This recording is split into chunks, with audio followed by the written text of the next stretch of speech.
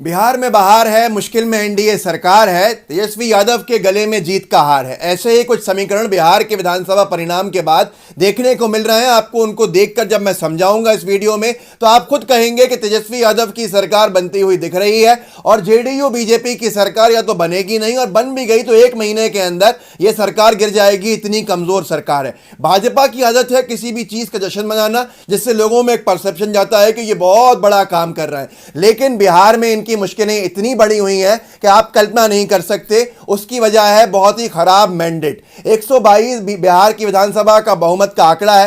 BJP JDU गठबंधन के को 125 विधायक किसी तरह से मिल गए। आप जानते हैं कैसे मिले हैं, लेकिन मिल गए हैं। अब उस गठबंधन के अंदर 2 पॉलिटिकल पार्टीज हैं, छोटे मेंबर्स हैं अलायंस के।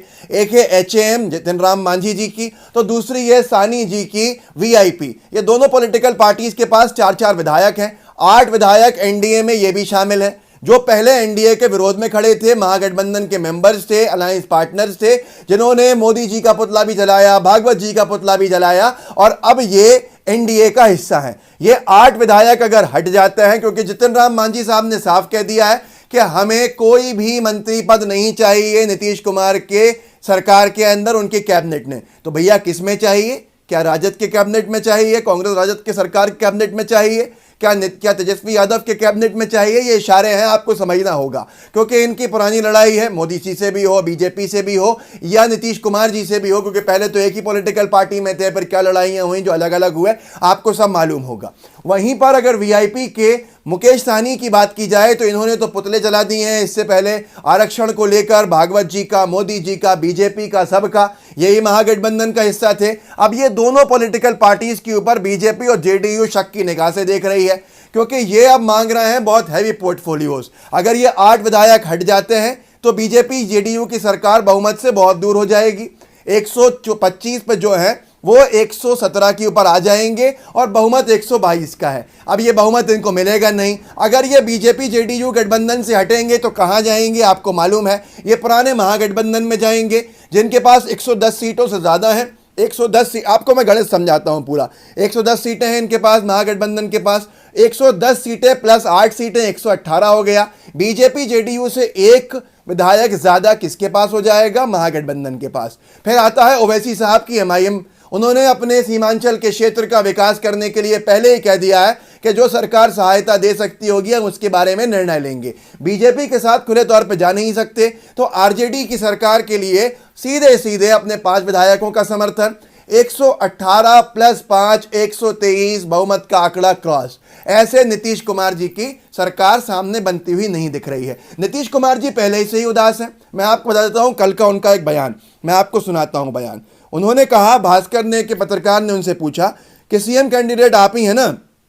उन्होंने कहा सीएम कैंडिडेट रहे नीतीश। अब बोले मेरा कोई दावा नहीं, कल एनडीए की बैठक में मुख्यमंत्री पर फैसला होगा। जम के भड़क रहे हैं वो एलजेपी के ऊपर, क्योंकि एलजेपी को खड़ा करके, चिराग पासवान के को साथ में खड़ा करके इनके सामने बीजेपी ने इनका वोट शेयर नीचे गिरा दिया है। अब दोनों एक दूसरे के लिए बड़ी मुसीबत सामने खड़े हुए हैं। चेहरे पे भले ही मुस्कान हो, लेकिन दिल के अंदर बहुत सारी परेशानियां हैं। एक दूसरे को धोखा देने वाले एक दूसरे पर आरोप लगा रहे हैं, और ऐसे के अंदर राजद कांग्रेस लेफ्ट पार्टीज का गठबंधन क्लियर कट मेजॉरिटी क्रॉस करता हुआ दिख रहा है। अब ये सरकार, अगर आपको इनको बीजेपी को एडजस्टमेंट चाहिए, बड़े बड़े पोर्टफोलियोज की मांग उठ रही है, कहां से? ये जो दोनों छोटे राजनीतिक दल हैं, क्योंकि इनके बिना सरकार ही नहीं रहेगी। ये सरकार से हट भी जाएंगे, समर्थन हटा लेंगे, तो इन्होंने तो कुछ खोया नहीं। इनकी बार्गेन पावर बहुत हाई है। और सीधे सीधे सूत्रों के हवाले से जनसत्ता ने लिखा था कि राजद और तेजस्वी यादव ने क्लियर कह दिया अगर मुकेश सहनी उप मुख्यमंत्री बनना चाह ही रहे हैं तो हम उनको बना सकते हैं, वो दी जा सकता है। तो अब यहां पर या तो बीजेपी जेडीयू बना है उनको मुख्यमंत्री 4 सीटों पे, 4 विधायकों के साथ। क्या वो उप मुख्यमंत्री बनेंगे? तो जितिन राम मांझी क्या बनेंगे? वो भी 4 विधायकों वाले हैं। अब इन दोनों पॉलिटिकल पार्टीज का शायद कहना यह होगा कि हमारे चारों विधायकों को, मतलब 8 विधायकों को मंत्री पद की शपथ दिलाओ, बड़े बड़े मंत्रालय। तो ये सरकार में इतना प्रेशर है इनके ऊपर बनाने के लिए कि ये सरकार कहलाएगी जेडीयू बीजेपी की नहीं, बल्कि वीआईपी सरकार, एचएएम सरकार, हिंदुस्तानी अवामी मोर्चा सरकार। तो ये सारी हालत इनकी ऐसी हो गई है कि अभी इसीलिए जल्दबाजी में नहीं है मंत्रिमंडल की शपथ, मुख्यमंत्री की शपथ। 40-45 सीटें लाकर नीतीश कुमार को बीजेपी जो 70 क्रॉस कर गई, वो कैसे मुख्यमंत्री कबूल कर ले? क्योंकि उनके अंदर से ही मांग उठ रही है क्या कि साहब नीतीश कुमार क्यों बनेंगे मुख्यमंत्री, जब हम ज़्यादा सीटें जीते हैं तो हम बनेंगे बीजेपी का मुख्यमंत्री। इन सारी चीज़ों को लेकर परेशानियां ही परेशानियां बीजेपी के अंदर है। सीटों का आंकड़ा आपके सामने है, सीटें इतनी हैं, बीजेपी की 74 है, राजद की एक सीट ज़्यादा है, 75 है, जेडीयू सेकंड पार्टनर है, 43 सीटें हैं। अब जेडीयू 43 सीटों के साथ मुख्यमंत्री का दावेदार हो जाए और बीजेपी के नेता अपने पूरा का पूरा संसार लुटता हुआ देख लें 74 सीटों के बाद, तो ये परेशानी की घड़ी बन गई है। अगर जेडीयू को एक मुख्यमंत्री का पद दे दें तो बीजेपी का कहना है, जहां तक सुनने में आया है, कि फिर आपको कोई मंत्रिमंडल में कहीं जगह नहीं देंगे, कोई पद नहीं देंगे। तो जेडीयू के नेता नीतीश कुमार के खिलाफ हो जाए, 5-6 टूट के इधर चले जाएंगे, टूटेंगे, संख्या बल कम हो जाएगा।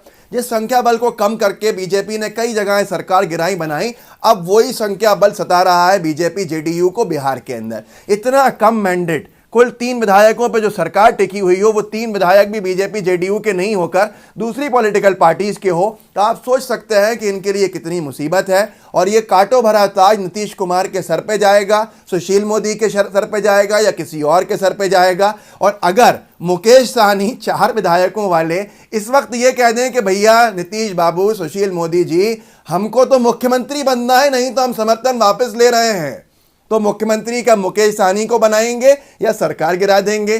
तो ऐसे सारी कंडीशंस में विन विन सिचुएशन जो है वो नीतीश कुमार जी के खिलाफ है, तेजस्वी यादव जी के पास है। तो मैं यही कह रहा था कि ये नीतीश कुमार जी ने जो किया और जितनी भी हालात की है पिछली बार, आपको याद होगा, तो ये अपने आप मूव करते हैं इधर से उधर। तो अगर ये मुख्यमंत्री वो है कि हम जब बचपन से सपना लेकर पैदा हुए हैं मुख्यमंत्री बनने का, अगर हम नहीं बने तो वो मिसाल है कि हम तो डूबेंगे सनम, तुमको भी ले डूबेंगे। तो यही हालत है कि भाई अगर हम मुख्यमंत्री नहीं तो एनडीए का कोई नहीं, पे तेजस्वी यादव का एहसान उतार देंगे, क्योंकि उनके पिता ने पिछली बार कम सीटों के अंदर मुख्यमंत्री बना दिया था नीतीश कुमार जी को। अब ये सारे आंकड़े जो हैं बीजेपी जेडीयू के खिलाफ हैं। लोगों को जागरूक कीजिए, बताइए कि बहुत बार एक कहावत आती है, हार के जीतने वाले को बाजीगर कहते हैं।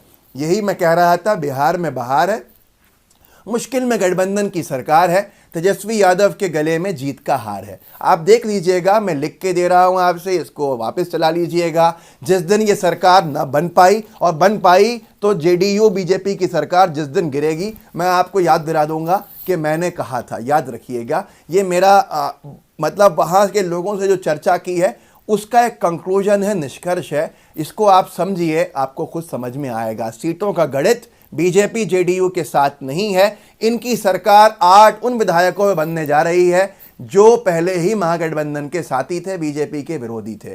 तो अब इस तरह की प्रेशर पॉलिटिक्स में कैसे ये अपने आप को बचाएंगे, ये आने वाला समय सब स्पष्ट कर देगा।